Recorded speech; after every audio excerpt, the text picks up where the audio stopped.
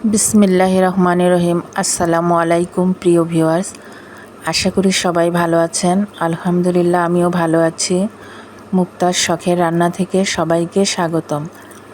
তো আজকে আমি ম্যাকারনি রান্না করব, এই রেসিপিটি আপনাদের সঙ্গে শেয়ার করব।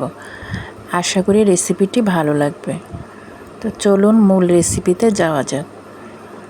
আমি এখানে ম্যাকারনি কুলসন নিয়েছি 200 গ্রাম। তো গরম পানিতে এখন ঢেলে দিব।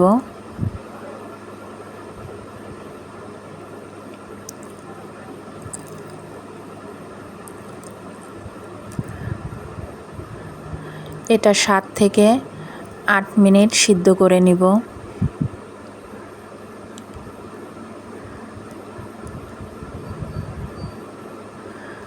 তো আমি ম্যাকারনির সঙ্গে একটা নুডলস দিয়ে দিচ্ছি, ম্যাগি নুডলস।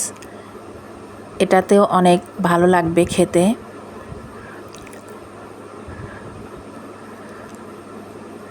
তো 7-8 মিনিট সিদ্ধ করে নিব। ম্যাকারনিটা কিছুক্ষণ সিদ্ধ হওয়ার পরে 2-3 মিনিট পরে আমি নুডলসটা দিয়েছি, কারণ নুডলসটা তাড়াতাড়ি সিদ্ধ হয়ে যায়।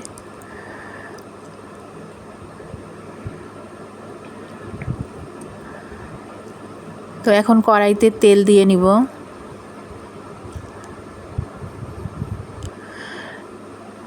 আমি 2টো আলু কেটে নিয়েছি ছোট ছোট করে, আলু দিয়ে দিলাম। আর 4টা পটল কেটে নিয়েছি ছোট ছোট করে বিচি ফেলে। পটল দিয়ে এটা সিদ্ধ করে নিব।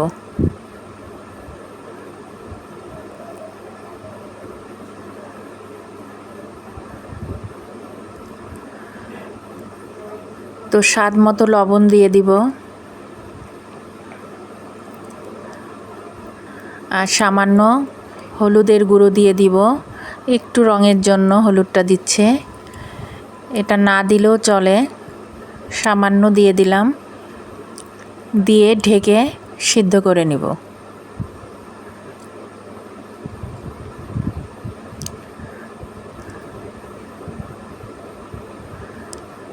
নুডলস, পাস্তা, ম্যাকারনি এগুলো আমাদের সবারই পছন্দ, বিশেষ করে বাচ্চারা খুব পছন্দ করে।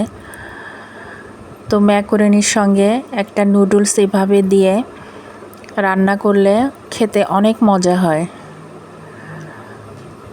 তো আলু পটল সিদ্ধ হয়ে গেছে, এটা একটু ভাজা ভাজা করে নিব যাতে পানি না থাকে। কিছুক্ষণ নেড়ে নেড়ে এটা ভেজে নিব। তো হয়ে গেছে, এখন তুলে নিব। এখন তেলে পেঁয়াজ কুচি দিয়ে দিব।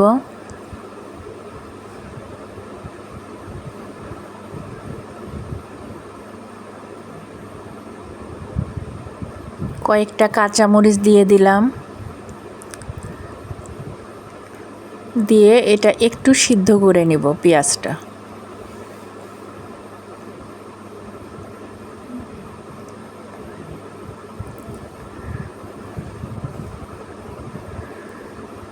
একটু সিদ্ধ হয়ে গেলে এখানে একটা ডিম দিয়ে দিব।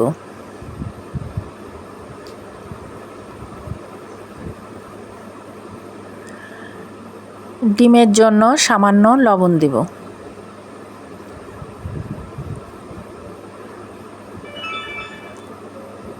দিয়ে কিছুক্ষণ পরে একটু ডিমটা তেলের উপরে ভাজা ভাজা করে নিব।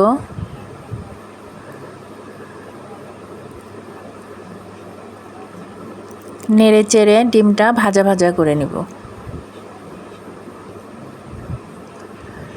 এভাবে খুন্তির সাহায্যে ডিমটা হয়ে গেলে খুন্তির সাহায্যে নেড়ে নেড়ে ঝুরা ঝুরা করে নিব।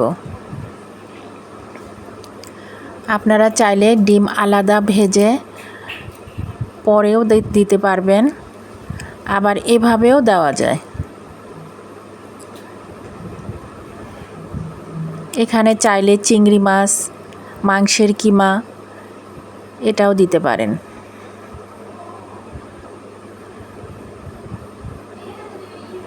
তো এখন সিদ্ধ করা ম্যাকারনিগুলো দিয়ে দিলাম।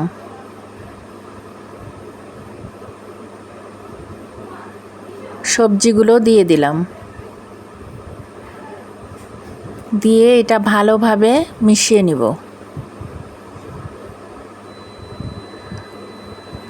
বাচ্চারা সবজি খেতে চায় না, তো আমরা যদি এভাবে সবজি দিয়ে নুডলস, পাস্তা, ম্যাকারনি করে দেই, বাচ্চারা সবজিও খাবে আবার নুডলস পাস্তাও খেয়ে নেবে।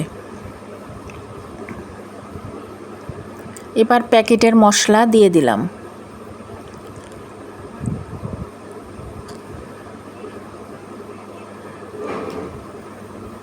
দিয়ে ভালো করে নেড়েচেড়ে মিশিয়ে নিব।